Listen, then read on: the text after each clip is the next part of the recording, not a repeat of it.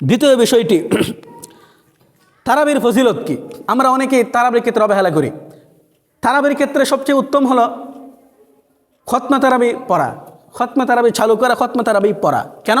কারণ খতমা তারাবি পড়ার উদ্দেশ্য হলো আমরা সকলেই সেই শুদ্ধভাবে কোরআন শরীফ তালাওয়াত করতে পারি না।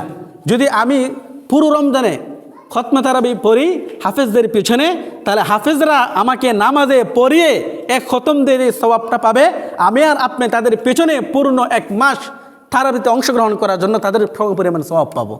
যেন প্রত্যেকেরই একটা সারা মাসে যেন প্রত্যেকের একটি পূর্ণ কোরআন খতমের সওয়াব পেয়ে যায় প্রত্যেক লোক, এজন্য ব্যবস্থা করা হয়েছে খতমে কোরআন।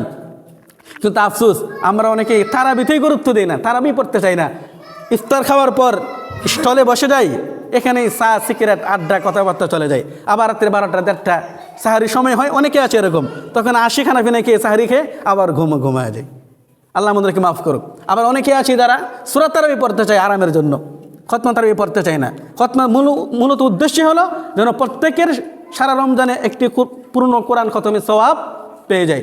এই জন্য আমি অনুরোধ করব যেন আমরা প্রত্যেকেই খতমা তারাবি পড়ি এবং গুরুত্ব সহকারে পড়ি। তো তারাবির ফজিলত কি? তারাবির ফজিলত হলো কেউ যদি পূর্ণ রমজান মাসে প্রত্যেকটা তারাবি গুরুত্ব সহকারে আদায় করে, তাহলে তারও ফজিলত হলো আল্লাহ সুবহানাহু ওয়া তাআলা ওই তারাবি আদায়কারীকে তার অতীতের সকল সগীরা গুনাহগুলো মাফ করে দেবেন। দলিল বুখারীর 37 নং হাদিস, বুখারীর 37 নং হাদিস, এই হাদিস উল্লেখ করা হয়েছে। নবীজি বলেন তারাবি আদায়কারীকে অতীতের সকল সগীরা গুনাহগুলো আল্লাহ সুবহানাহু ওয়া তাআলা মাফ করে দেন। দলিল বুখারী 37 নং হাদিস। আল্লাহ রাসূল বলেন মান কামা রমাদান ঈমানান ওয়া ইহতিসাবান গুফিরা লাহু মা তাকদ্দামা মিন যামবি।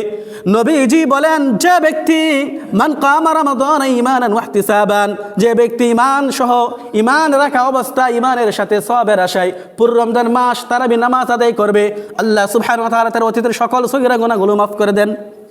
তা তারাবি আমরা প্রত্যেকে আদায় করব, কারণ তারাবির ফজিলত হলো আমার তারাবি আদায়কারী অতীতের সগীরা গুনাহগুলো আল্লাহ সুবহানাহু ওয়া তাআলা মাফ করে দেন।